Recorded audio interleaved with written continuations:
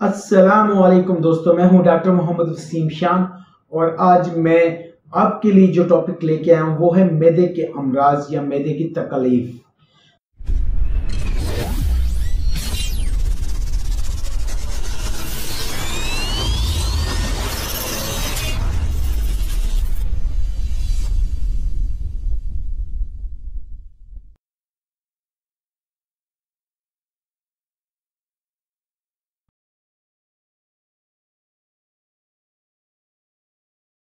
मैदे की कई अलामात हैं मैदे के अमराज की, तो उसके बारे में हम आपको बताते चलते हैं कि नंबर 1 भूख का लगना या भूख का ना लगना।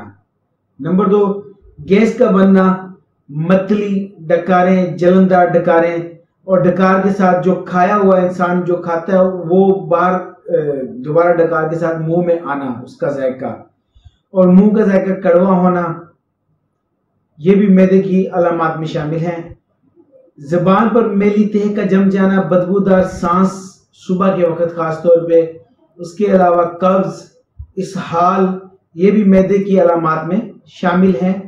दिल का जलना, खाना खाने के बाद मैदे में दर्द का होना, दिल की धड़कन का तेज हो जाना, सर में दर्द का रहना, ये भी मैदे की अलामात में शामिल। अगर आपका मैदा डिस्टर्ब है तो ये अलामात पाई जा सकती हैं।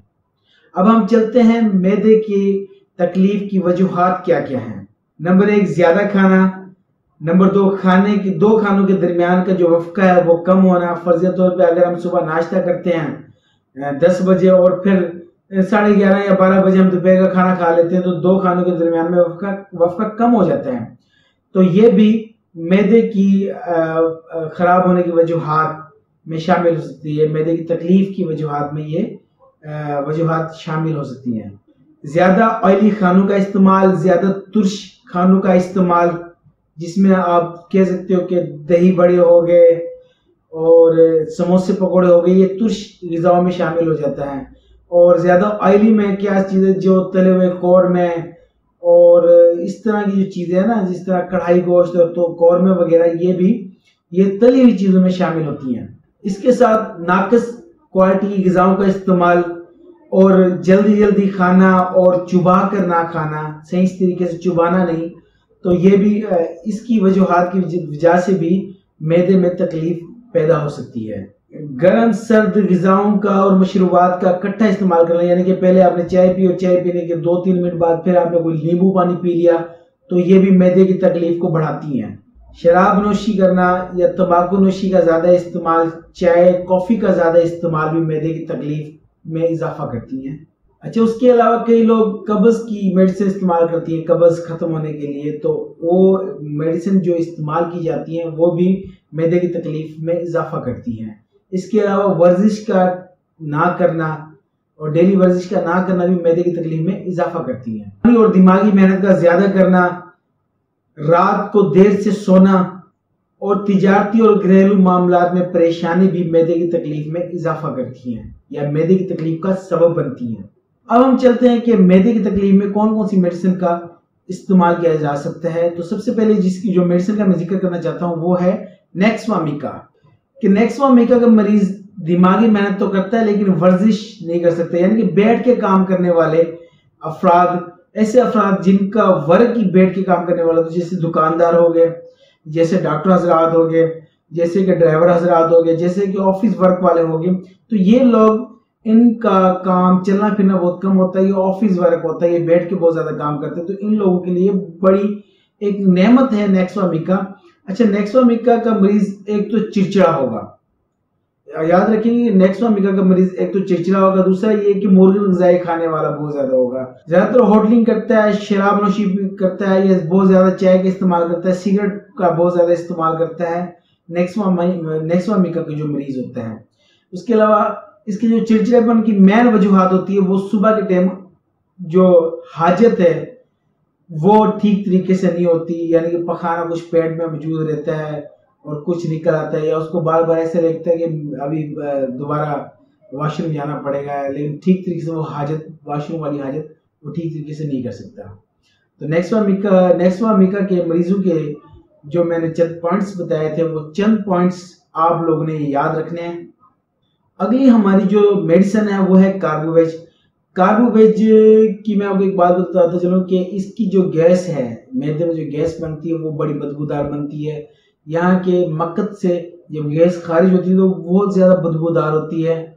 और इसका जो मैदे की जो गैस बनती है वो मैदे के मकाम पे बनती है। इसलिए जब मैदे के मकाम पे गैस का दबाव बहुत ज्यादा होता है तो दिल की धड़कन का तेज होना या दम घुटने जैसी अलामात पैदा हो जाती हैं। इसलिए कार्बोवेज जो मेडिसिन है वो अमूमन सांस घुटने की तकलीफ में भी बहुत अच्छा काम करती है। उसके बाद जो हमारी मेडिसिन है वो है लाइकोपोडियम। लाइकोपोडियम का जो मरीज होता है, इसकी जो क्या कहते हैं, इसका जो गैस बनता है वो नाफ के नीचे बनता है। अमूमन कार्बोवेज का जो गैस बनता है वो नाफ के ऊपर यानी कि मैदे के मकाम पे बनता है गैस, और इसका नाफ के नीचे यानी कि नलों के साइड पे गैस बनना शुरू हो जाता है। तो जब तक ये मक्खन के जरिए गैस खारिज ना हो बंदे को तकलीफ महसूस होती है। अच्छा, इसकी एक और खास अलामत ये है कि 2-4 निवाले खाने के बाद ही बंदा ऐसे महसूस होता है कि उसका पेट भर गया हो, यानी कि उसके 2-4 निवाले के फौरन बाद ही गैसेस बननी शुरू हो जाती हैं और ऐसे महसूस होता है कि बस अब नहीं ज्यादा खाया जा सकता, अब ज्यादा नहीं खाया जा सकता। तो ये अलामत नेक्सोमिका की आप की पॉइंट्स या की अलामत आप इसको कह सकते हैं। हमारी नेक्स्ट जो मेडिसिन है वो है चाइना। अब चाइना के जो गैसेस होती है वो ना मैदे पे बनती है ना नाफ के नीचे बनती है, बल्कि ये पूरे पेट में महसूस होती है, पूरे पेट में गैस बनती है। तो आप समझ लीजिए जब पूरे पेट में गैस बने तो इसका मतलब है कि वो मरीज चाइना का है। लेकिन चाइना में एक चीज याद रखिए कि चाइना का जो गैस होगा वो कार्बोवेज की तरह बदबूदार नहीं होगा। रतूबात जिस्मानिया का गैर जरूरी तरीके से जाया होने की वजह से मैदा कमजोर पड़ जाता है। जब मैदा कमजोर पड़ जाता है तो गैर हजम शुदा पखाने खारिज होते हैं। अच्छा, एक और बात याद रखें कि इसकी जो अलामत में याद रखें कि जो पखाना होगा वो रात के टाइम आएगा या खाना खाने के फौरन बाद आएगा। चाइना के मरीज को जो पखाना आता है या तो रात को आता है या खाना खाने के फौरन बाद आता है और कानों में शाय शाय की आवाजें आती हैं। नेक्स्ट हमारी जो मेडिसिन है वो है प्लेस्टेला। अब प्लेस्टेला की 4 अलामत आप लोगों ने याद रखनी है। नंबर 1 तो उसकी जुबान सफेद होगी। नंबर 2 उसके मुंह का जायका कड़वा होगा या बद जायका होगा। नंबर 3 मुंह होगा वो खुश्क होगा लेकिन वो प्यास उसको नहीं लगेगी, यानी खुश्की मुंह के अंदर मौजूद होगी लेकिन प्यास नहीं लगेगी। और नंबर 4 जो उसकी अलामत है वो ये है कि वो चरबीली और पेस्ट्री वगैरह और तली हुई चीजों का बड़ा शौकीन होता है। वो बहुत शौक से खाता है, जिसमें ऑयली ग़िज़ा को बड़ा शौक से खाता है प्लेस्टेला का मरीज। अच्छा, उसके अलावा प्लेस्टेला की औरतें वो नरम मिजाज और मर्द शर्मीले होते हैं। अच्छा, इसका एक और बात मैं बताता हूँ प्लेस्टेला के मरीज की कि इनको सर्दी लगती है लेकिन इनको गर्मी से बड़ी नफरत होती है। नेक्स्ट हमारी मेडिसिन है वो एनाकार्डियम। अब एनाकार्डियम के मुतालिक मैं आपको बता दूं, जिस तरह लाइकोपोडियम 2-4 निवाले खाते ही उसकी तबीयत में बोझलपन आ जाता है, इसी तरह जो एनाकार्डियम है इसका मरीज क्या करता है, जब तक ये खाता नहीं इसको सुकून नहीं मिलता, यानी कि हर 2-3 घंटे बाद इसको खाने की तलब लगी रहती है। जब तक ये खाए ना इसकी मैदे की तकलीफ में, अगर ये खाएगा तो मैदे की तकलीफ ठीक रहेगी, अगर नहीं खाएगा तो इसकी मैदे की तकलीफ बढ़ना शुरू हो जाती है एनाकार्डियम के अंदर। हमारी नेक्स्ट जो मेडिसिन है वो है फास्फोरस।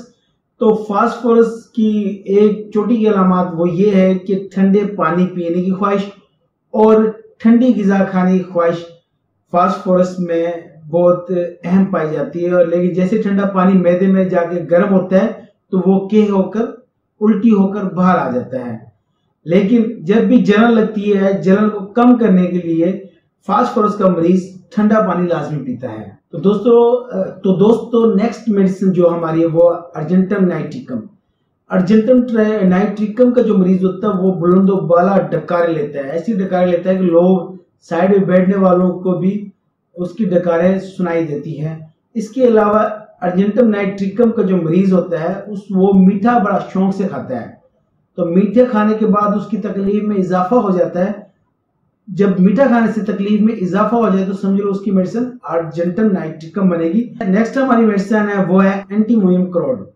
एंटीमोनियम क्लोराइड की जो मेन अलामत, जब आप उसकी जबान चेक करेंगे तो उसकी जबान पे जो होगा वो होगी व्हाइट कलर की मलाई जमी होगी, जिस तरह मलाई जैसी तह होती है उसकी व्हाइट कलर की मलाई जमी होती है एंटीमोनियम क्लोराइड की। वो जब खाना खाता, एंटीमोनियम क्लोराइड का मरीज जब खाना खाता है तो डट कर खाता है, और डट के खाना खाने के बाद उसको जो डकारें आती हैं, उसको डकार में वो खाने का जायका उसके डकार में शामिल होता है, जिसकी वजह से उसकी तकलीफ में इजाफा होता है। थैंक यू, बड़ी मेहरबानी। आज हमने आपको मैदे के मुतालिक कुछ अलामातें, कुछ वजूहातें और कुछ मेडिसिन बताई। अगर यह आपको हमारा लेक्चर अच्छा लगा है तो इसको शेयर करें और चैनल को सब्सक्राइब करें और बेल आइकन को लाजमी दबा दें ताकि हमारी नेक्स्ट आने वाली वीडियो आपको जल्द पहुंच जाए। अल्लाह हाफिज।